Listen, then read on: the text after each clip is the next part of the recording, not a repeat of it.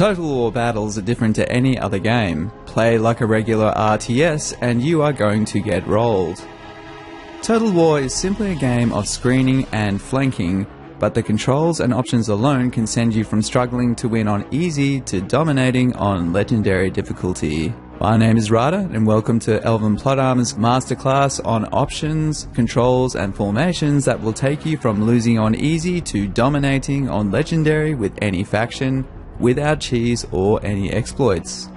Just to clarify, this is for campaign, where the AI will advance and form up in a traditional straightforward fashion. While this guide will help you dominate campaign battles, a greater degree of flexibility and tactics will be needed for online play. However, this should get you on the road. First, we're going to open with a formation that will dominate most of the campaign, along with a breakdown of the roles units will play, and then finish up with options that will stop your units from getting themselves killed. Now, I'm going to open with a formation that I have found easy to use and can win most campaign engagements comfortably. Just a caveat, each faction has its unique strengths and limitations. However, this guide can apply in most senses. Now, before I get pounced on for this is not what I believe to be the most powerful combination in all of Total War Warhammer, but what this does do is it shows all the fundamentals, is easy to use, and is effective against a good many matchups, allowing a good amount of flexibility without too much micro, which people less familiar with the game will struggle with. I'll get into faction specifics at the end of the video,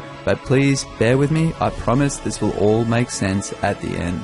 So this powerhouse formation works like this. First, deploy front and as center as you can. Move around till you find a position where your ranged units will get good visibility. Avoid moving too close to the edges, as if your units rout, they will run off the map, denying them two potential chances to regroup and join the battle. Only corner camp if you're spamming heavy ranged units, which again I don't really recommend for beginners because pulling these battles off is definitely more difficult than internet wisdom would have you believe. Sometimes due to enemy reinforcements you will have to corner camp, but this should be more of an exception than the rule. It also deprives you of much opportunity to learn. If one of your heroes is a caster, quick number them too so you can quickly find them and cast spells. Now, behind each of your frontline infantry, you are going to have 2 hollow diamonds full of ranged units. Quick number these, number 3 and 4, so you can quick select them to focus down enemy units to break them faster. The goal of the frontline infantry is to hold the enemy infantry in place so your archers can prioritize their ranged targets before shooting into the sides of enemy infantry. Remember to place guns in front of your archers as they need direct line of sight. Archers, on the other hand, can fire over your units and into the enemy front line. Despite shooting over your own units, the losses will be minimal and the damage to the enemy will be devastating. With this formation, if an enemy gets past your front line, they will connect with the first ranged unit first. This allows the other ranged units to continue shooting uninhibited and can even provide supporting fire into that enemy's flanks. Behind these archers, create a new block, number 5, and this will contain your artillery or other reserved units. Just a quick mention of unit placement. Even melee infantry should be deployed in squares, but ranged units especially will take longer to pivot if they are formed in a line rather than in a box shape. If your ranged units are clumped up together, take the time to move them away and into their own individual space so they can fire unobstructed. Infantry in a box shape will have a line of enemies wrap around it. This will expose the backs of several units, providing a great target for your archers. Now, before I explain the rest of this formation, it brings me to the point. The whole battlefield can be summed up like this. Hold the enemy in place with your line holding units, which also protect your ranged units, allowing those ranged units to deliver damage. Meanwhile, your mobile units are diving into gaps in their formation to rout their defenseless ranged units. And that's it. Hold, flank with your own stuff while you're shooting with your stuff. Now, back to the formation. Standing beside each of your ranged squares will be your screening infantry. While your frontline infantry won't move from their position in this formation, the main difference with screening infantry is that you will position these units in reaction to how the enemy approaches. If the enemy approaches with a wide infantry line, then you'll want to move them up and far to the sides to spread your own front line. However, if your enemy is heavy in mobile units such as Cavalry, you will want to keep the rear of your army screened to prevent your ranged units getting flanked. For both of these defensive roles, a melee-oriented hero can fulfill this role just as well. However, you will find your screening often being done by line-holding infantry, which is infantry with high armor, health and leadership. Click this icon to bring up the unit stats so you can see them at all times. While you won't see a line-holder trait here, you will see the most important stat that they will have, which is melee defense. A unit's chance to hit is modified by their melee attack minus the target's melee defense. So while a mediocre melee attack won't deal much damage, the high melee defense means that they will avoid attacks altogether. This allows more time for them to hold the line while your ranged units shoot and your mobile units flank. Spearmen are the typical line-holder infantry in most factions, who forego melee attack for high melee defense, and they often have the anti-charge ability, which means by simply standing still, as large units charge into them front on, there will be no charge benefit given to the charging unit. Ideally, both these line-holding infantry roles will also have shields. By hovering over a unit's shield, you can see the percentage of projectiles that it will block. That's correct, there is a percentage chance it will completely negate missile damage altogether. If your enemy can outrange you, and you can entice them to fire at your shielded units, this is a good outcome because it is protecting your unprotected and unshielded units, such as your ranged units, so they can deliver return fire unharmed. The next role in the formation is reserve infantry. While reserve infantry are not necessarily needed per se, this role can fulfill two important functions. First, it protects your backline from deep flanking attempts. For this reason, having reserve infantry with anti-large weapons such as spears or especially halberds to provide additional damage against cavalry or flying units will be a great deterrent. If your backline is safe, the secondary role they can fulfill is by assisting your front line by charging into the flank of an enemy that is already tied up in combat and routing them.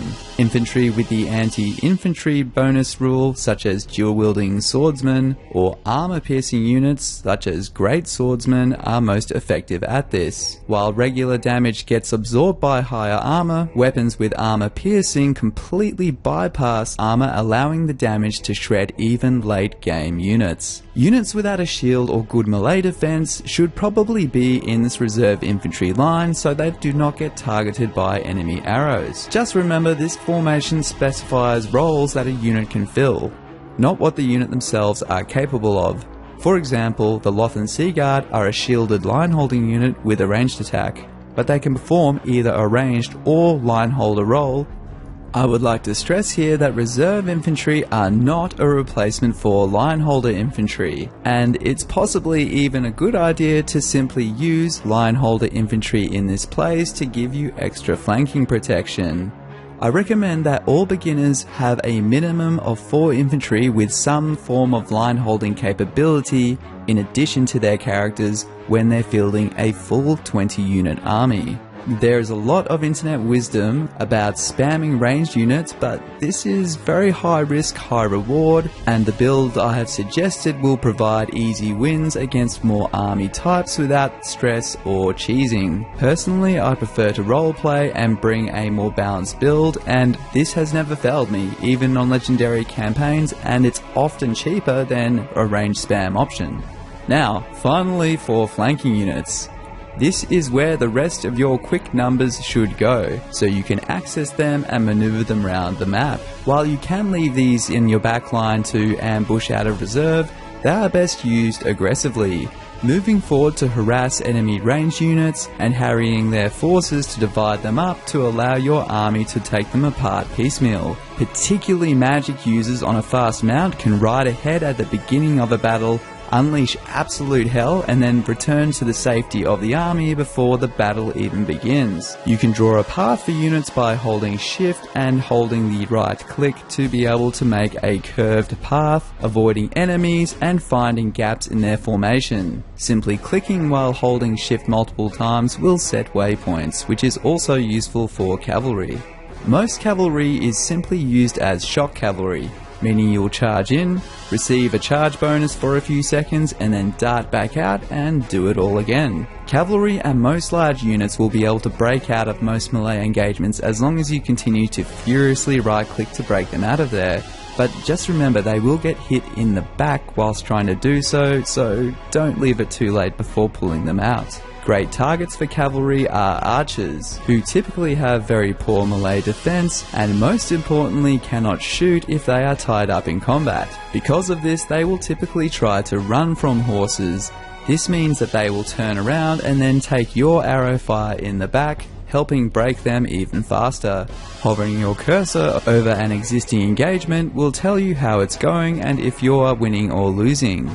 Simply sending your cavalry into the back of an engaged unit will deliver a decisive hit to their morale and have them routing relatively soon. Flying units work much the same way as cavalry but can fly over the enemy. As with all units under fire, missiles can be avoided by furiously clicking to each side to weave around the arrows.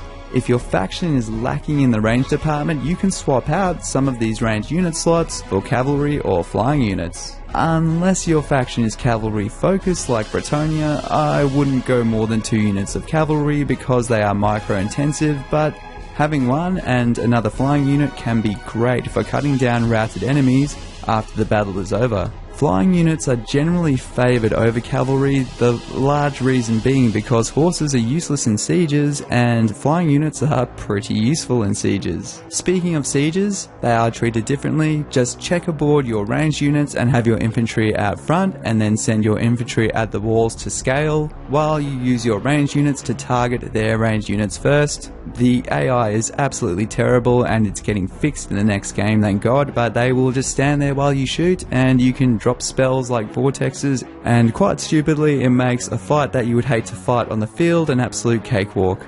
While most enemies will shatter off the field after being broken 3 times, undead factions like vampires and tomb kings do not break. So to deal with this, simply focus on an enemy unit until it's about 95% dead and then change target, because they will crumble and lose health. Instead, change target and shoot the group of 90 zombies where all of your arrows are likely to land. The exception to this is large monsters, which are easy to hit due to their size until they die due to the danger they pose. Skaven can be difficult to deal with because of their large hordes of infantry, which can overwhelm you. To deal with this, use your quick archer number groups to focus them down and break them and rapidly change target to thin them out. As usual, prioritize taking out their ranged threats first, as this is how they deal most of their damage. The last thing we're going to touch on is the in-game options that will stop your ranged units behaving like idiots. Go into the in-game options and first turn off skirmish mode by default. Having this on will make your beautiful archer formation not only walk away, but that means they will have stopped firing,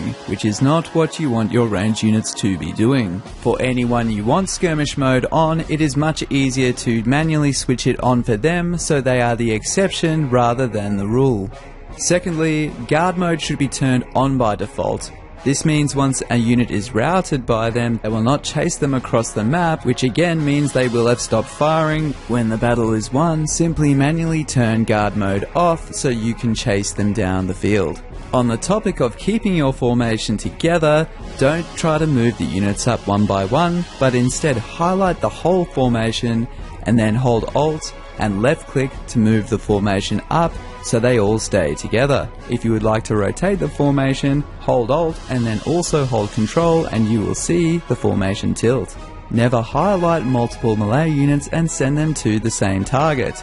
This will expose their backs, and instead select them one by one and pair them up individually, or use one to screen, allow them to get engaged and use the other 2 to flank. And with that said, that's pretty much all you need to know to be able to beat any battle using this formation. What I'd love to make clear about this is it simply shows how by keeping your ranged units protected in a defensive formation and then choosing your engagements to flank with, you grant yourself a great chance and a lot of flexibility in your engagements. Even if you just use this as a template for what you would like to do, I hope it does help you. My name's been Rada from Elven Plot Armor. Thank you so much for watching, and please consider giving us a subscribe for more guides coming soon. Cheers.